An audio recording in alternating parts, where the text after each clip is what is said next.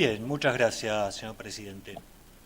Comparto con el colega Rittiner el asombro por esta forma de referirse a la libertad probatoria por parte de la acusación, a lo que añado también un asombro por los montos de pena reclamados. Y no dejo de preguntarme, muchas veces ya lo mismo, entonces, ¿qué valor corresponde otorgarle a la vida humana? Si por una causa de droga en la que prácticamente no hay droga, se pide más de lo que vale un homicidio doloso. La Fiscalía no nos ha traído un caso hoy.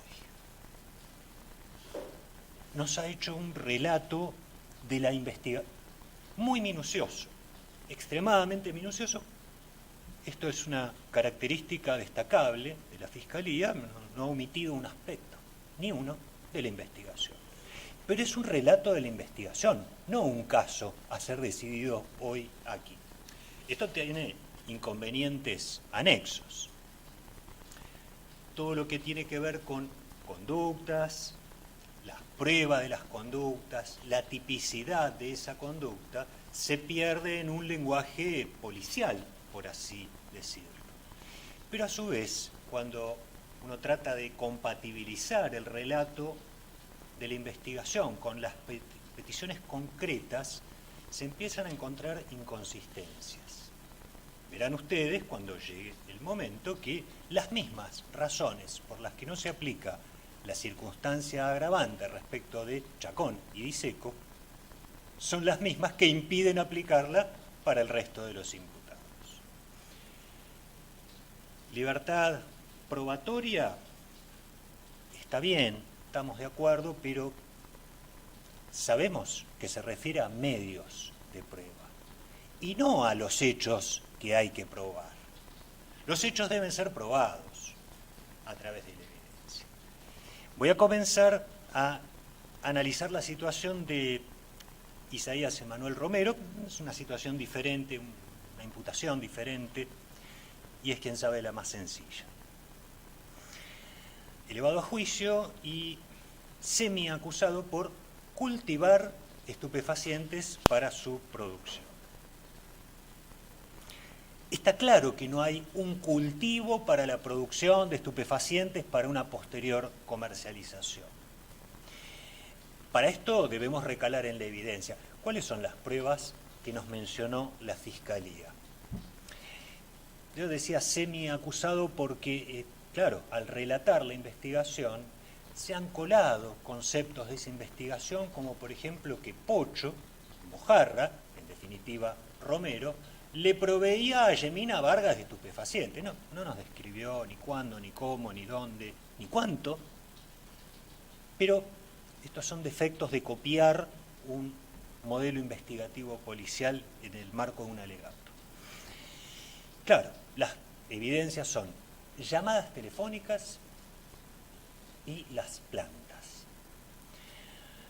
Cuando se intervino el teléfono 0133, solamente aparecieron 3 mensajes de texto, ninguno de los cuales fue contestado por su usuario, dueño o al menos poseedor.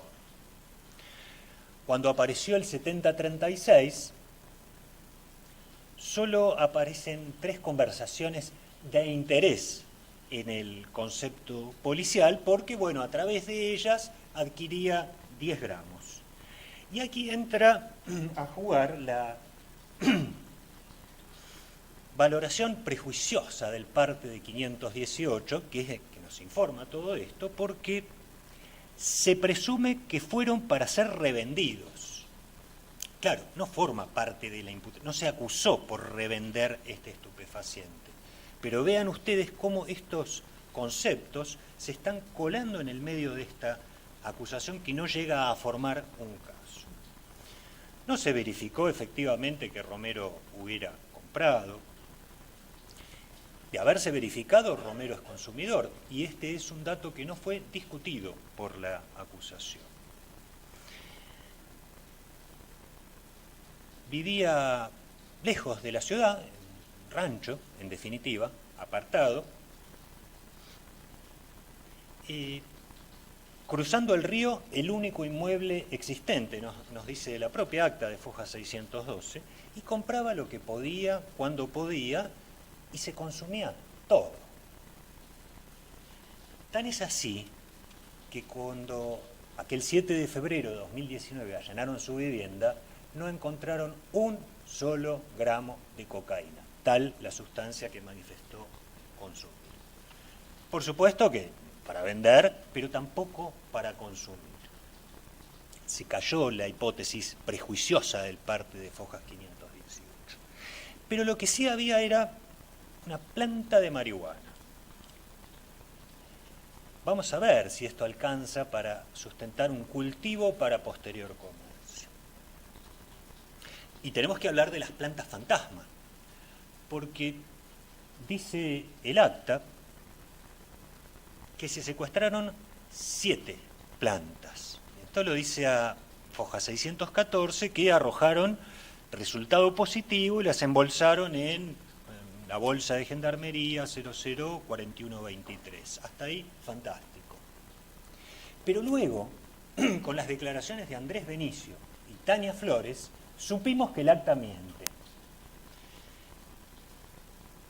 Hallaron una sola planta que, analizada en las circunstancias de la emergencia, arrojó resultado positivo. Y esto figura, se les exhibió a los especialistas, a Foja 617. Única especie peritada arrojó resultado positivo. El acta dice que las otras 6 también entraron en la misma bolsa.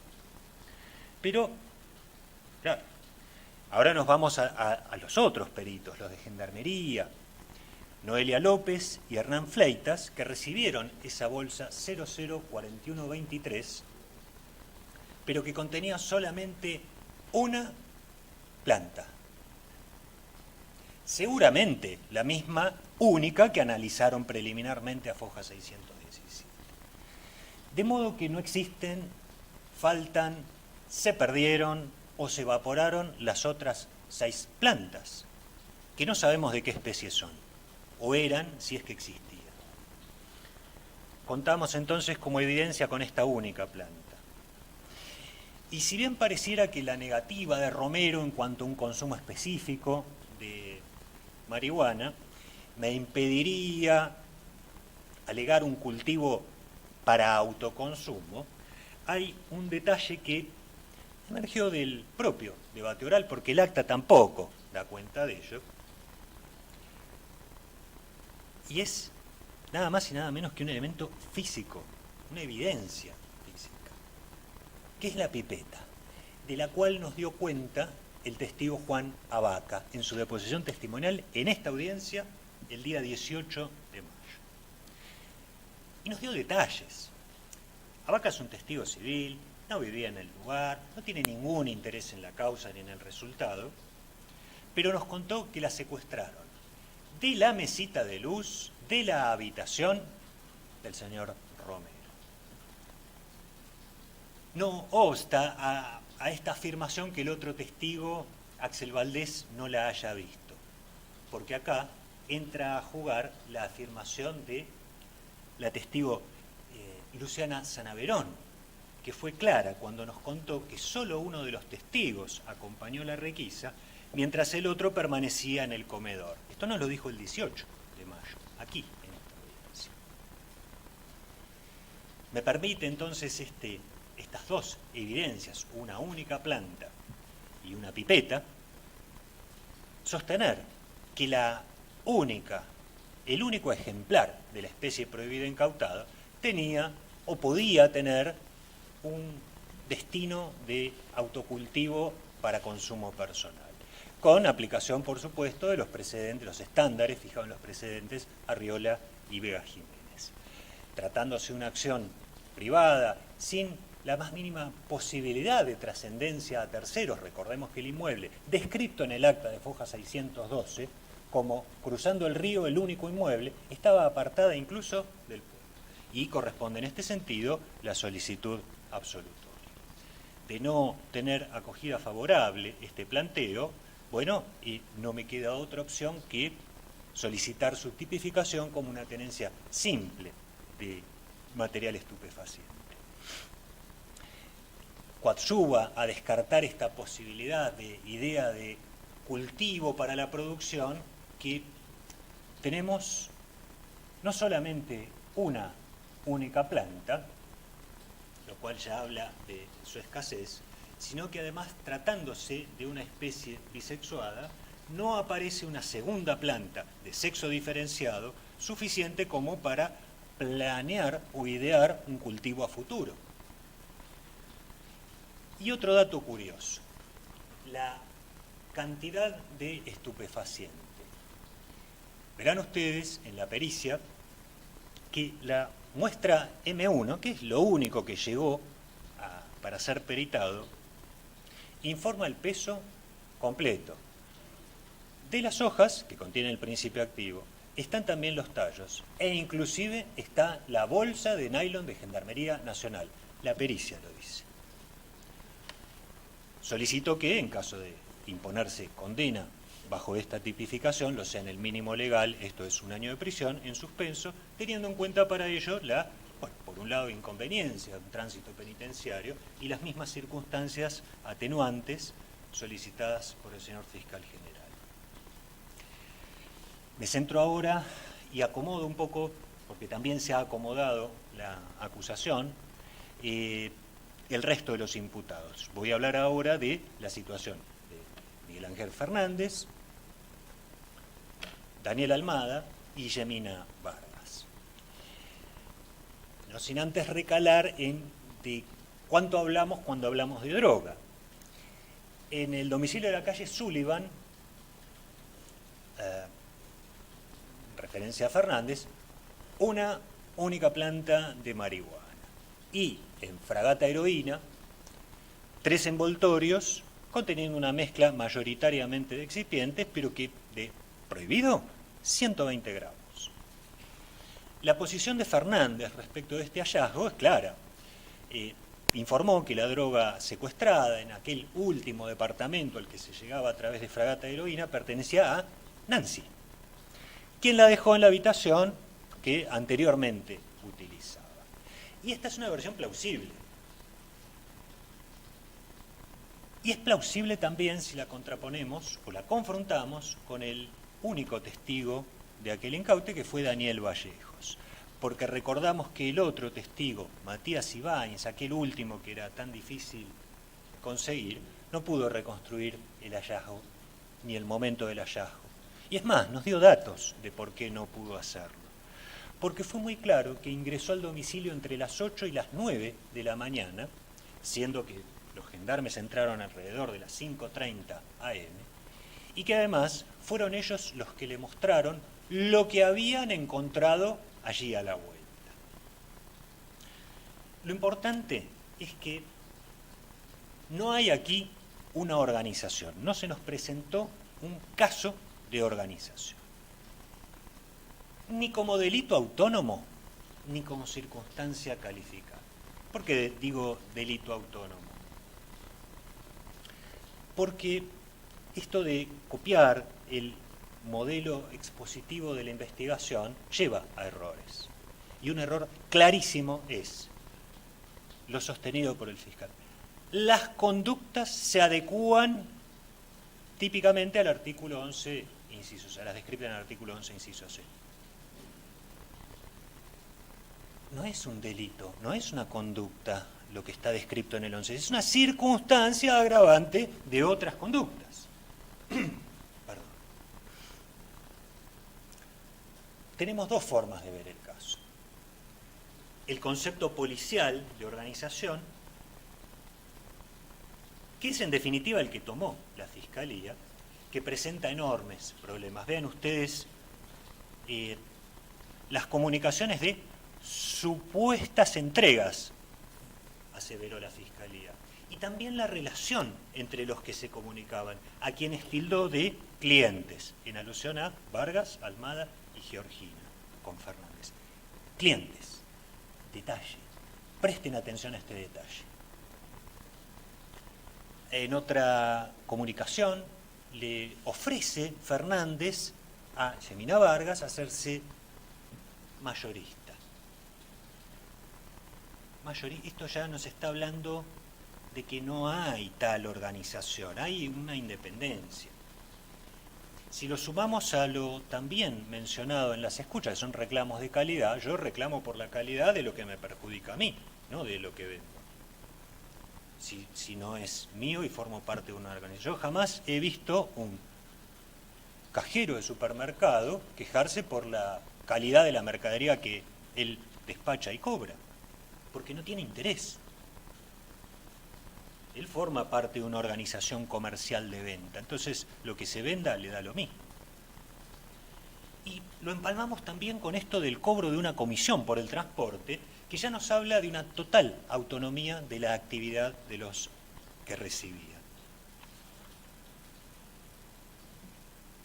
De sostenerse este concepto policial de organización, nos permitiría hacer afirmaciones descabelladas, como por ejemplo sostener que todos los que encargamos nuestras compras de víveres en un mismo supermercado a través de un mismo delivery formaríamos parte de una organización.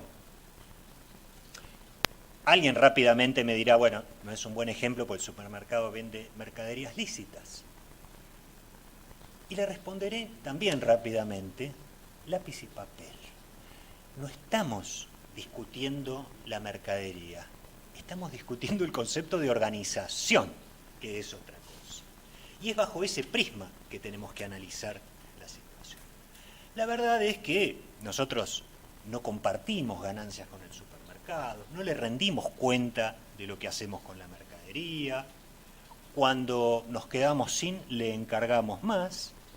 Resulta indiferente si lo compramos en efectivo, con crédito o fiado, es indiferente. Y esto mismo es lo que sucedió en esta causa.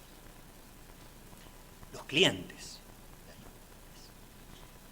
son compradores individuales que compraban el insumo prohibido como podían. En esta ocasión a Fernández. ¿Quién sabe antes? A otro. ¿Quién sabe más adelante? También a otro. Vendedores individuales. Vendían por su cuenta. No le rendían cuenta a nadie de lo que hacían con la ganancia. Y es esencial para poder descartar esta imputación de organización como delito autónomo o como agravante, en términos jurídicos, que no hay una relación de mando. Ven ustedes. No hay una cadena de mando entre Fernández y otras personas. No hay una asignación o reparto de funciones específicas, más allá de que quien tenía el auto llevaba y traía.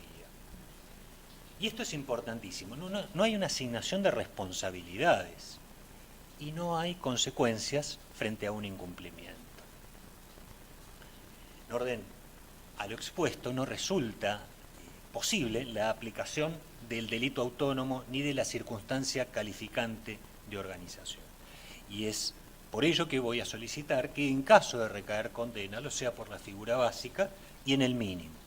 Considero como atenuantes las mismas 5 pautas evaluadas por el señor fiscal general en su exposición, y de manera subsidiaria voy a solicitar que si se considerara que existe una organización, sea como delito autónomo o como calificante, se considere que tanto Yemina Vargas como Daniel Almada, vendedores individuales, son en definitiva partícipes secundarios en esta suerte de organización. Justamente al no existir una relación de mando, cualquier persona podía cumplir esta función. En torno a Fernández solicito que la pena a imponer sea la mínima prevista por la ley, teniendo en cuenta que nos encontramos con la presencia de una sola planta de marihuana y 120 gramos de clorhidrato de cocaína. En torno a Vargas y Almada, tengo en cuenta, y voy a solicitar, por supuesto, que en atención a la corrección punitiva que establece la participación secundaria se finque también en el mínimo, estos 3 años de prisión, y la inmediata libertad de ambos. Tengo en cuenta que lo hallado en el domicilio apenas abastecería para una tenencia para consumo personal, pero al no tener una declaración de ellos orientada en este sentido, me impide formular esto. Pero no deja de rondarme esto de 15 gramos de marihuana y 2,13 gramos de cocaína. Paso finalmente a la situación de Georgina Di Secco y Daniel Chacón. Me voy a referir principalmente a Di Secco, pero los dos se encuentran ahora con la postulación fiscal en la misma situación. Y la postulación fiscal es: solo se acreditó que vendieron. Solo se acreditó que vendieron, y lo voy a repetir una vez más. Solo se acreditó que vendieron. ¿Qué vendieron? ¿Cuándo? ¿A quién? ¿Cuánto pesaba? ¿Cuánto había de principio activo? ¿Había principio activo? ¿Dónde está la pericia? No hay materialidad infraccionaria, no hay delito. Catamarca, al 1800, ¿cuánto se secuestró? 0 gramos. ¿Cuánto vendió en este delito autónomo que duró un mes? Porque del 7 de enero al 7 de febrero de 2015, la llama, ninguna fue seguida. Pueblo chico, a ver, no les vamos a enseñar nosotros a los organismos policiales cómo tienen que investigar en un pueblo chico. Si no, bueno, listo, hagamos solo pueblos grandes para que no haya delito. No es una excusa. Y no podemos utilizar la fórmula de la libertad probatoria, que tiene que ver con los medios de prueba, para soslayar la prueba de la materialidad infraccionaria. No hay droga.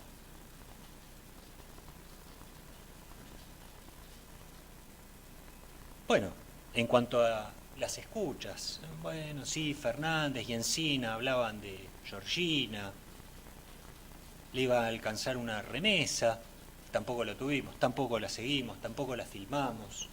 ¿Qué llevaba? ¿Cuánto llevaba? Y entonces ya vemos que la evidencia incorporada al debate no alcanza más que para demostrar un acuerdo de voluntades tendiente a, probablemente, y casi seguramente, la comisión de delitos tipificados en la ley de drogas, que no es otra cosa que la figura de confabulación. Aquí retomo esta formulación que hizo el fiscal de, claro, la ley de drogas pretendió penar todo lo que tuviera que ver con droga. Bueno, si no pruebo que lo vendía y tampoco para consumir, tenemos una figura residual. También esto de adelantar el momento de la punibilidad. Entonces, cuando tenemos, sí, un concierto de voluntades, pero no tenemos la droga, también hay una figura que recoge esta situación y está en el artículo 29 bis, que es la confabulación. Este delito tiene una pena de 1 a 6 años de prisión. Solicito, por las mismas circunstancias atenuantes, no hay ninguna agravante, que la pena a imponer sea la mínima, 1 año en suspenso. Agrego a los atenuantes la nula afectación del bien jurídico tutelado, porque no hay droga, ni en la calle Catamarca, ni en la calle Maipú sin número, se encontró 1 solo gramo de material estupefaciente. Puntualmente en lo que tiene que ver con Georgina Di Secco, agrego como circunstancia atenuante, se trata de una madre de 2 hijos, soltera, no le alcanza para la propia subsistencia propia y familiar, con la venta de viandas, que no contó, y cierro estas mismas circunstancias, salvo el último atenuante, son aplicables a la situación de Chacón. Me queda referirme a la imputación por infracción al artículo 189 bis, esto es tenencia de arma de uso civil, sin la debida autorización. Absolución es la respuesta porque ¿qué nos faltó acá? Demostrar un elemento constitutivo del tipo penal que es la falta de autorización. No está demostrado que Fernández no tuviera autorización. Podría haberse hecho. ¿Cuánto duró la instrucción? ¿Cuánto duró la instrucción suplementaria? No se hizo. En razón de ello, no es posible considerar que no tenía porque no tenía. No se demostró. Por último, en alusión de los vehículos secuestrados, solamente me toca hablar por el lugar de hallazgo del Vectra. En este sentido, la titularidad corresponde a un tercero y no se ha demostrado tampoco vinculación entre esta plantita de marihuana o los 120 gramos de cocaína con ese vehículo. Por lo tanto, es improcedente el secuestro.